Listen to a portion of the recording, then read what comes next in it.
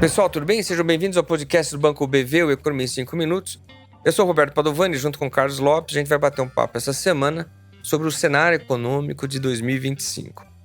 Bom, a gente tem se debruçado sobre esse tema ao longo das últimas semanas e é sempre difícil prever o futuro.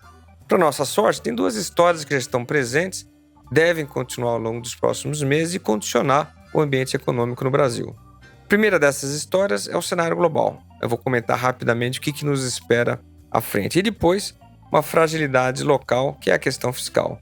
A partir dessas duas histórias, a gente consegue fazer as projeções e depois o Carlos vai mostrar quais são os principais números para a economia brasileira que a gente espera para 2025.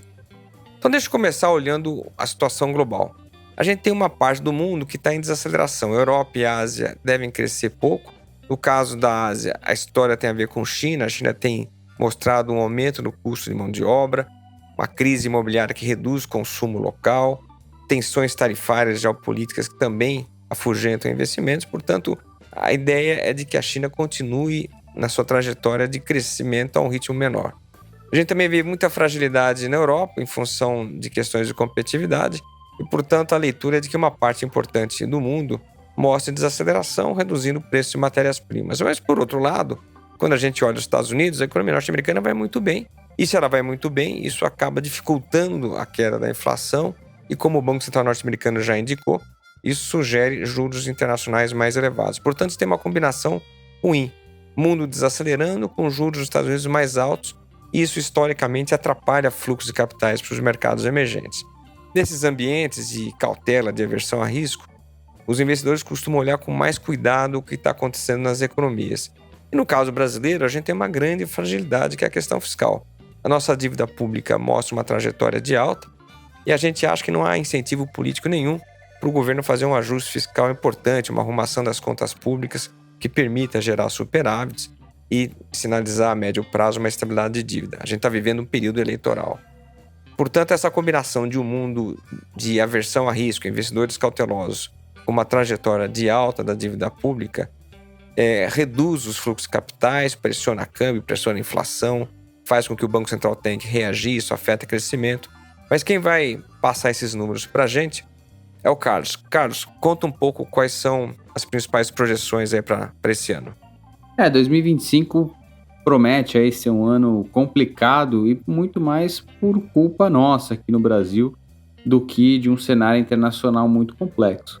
Lá fora a gente tem as incertezas de sempre, né? Incertezas geopolíticas, dúvidas sobre crescimento econômico, juros americanos, mas visto de hoje, nada disso parece ser a principal fonte de volatilidade aqui sobre o cenário econômico local ao longo desse ano, né? Ainda que a gente possa ter turbulências e deve ter, né, turbulências vindas lá de fora, o principal determinante dessa situação difícil que deve ser o ano de 25 são as questões locais, né? E o que tem se configurado cada vez mais aqui no Brasil é uma crise de confiança. Uma crise de confiança na resposta das políticas à crise, principalmente, particularmente fiscal. A gente tem a resposta da política monetária, a resposta da política fiscal. De um lado, a pouca confiança de que o governo vai conseguir atingir as metas pretendidas e a pouca confiança que vá se fazer um esforço adicional muito maior, muito mais significativo para que essas metas sejam atingidas. E do outro, a gente tem a confiança no Banco Central, que por enquanto vem, né, entregando ali, vem num processo ali de reelevação dos juros, mas que tem sido insuficiente. Mesmo com a alta de juros e toda a sinalização dada, as expectativas de inflação continuam bastante desancoradas.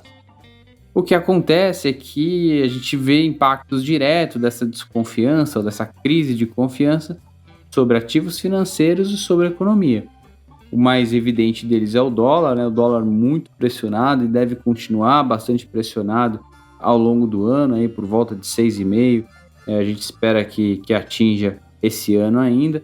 E isso traz uma pressão inflacionária, principalmente sobre a inflação de bens, que vinha sendo uma grande contribuição no passado e agora deixa de ser, pressionando ainda mais a inflação e obrigando o Banco Central a subir os juros. Mesmo que esse ano a gente termine com inflação perto de 5%, como a gente espera, a gente deve ter uma taxa de juros ainda muito elevada, ainda não há tanta certeza sobre qual, né, a taxa final aí que o Banco Central deve levar a Selic, mas a gente deve caminhar ali para próximo de 15%.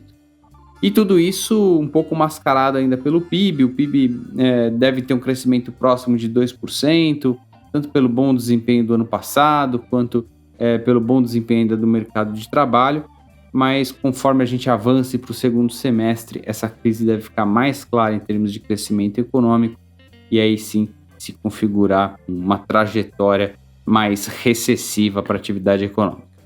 Pessoal, é isso. Obrigado por mais esse episódio. Até semana que vem. Um abraço.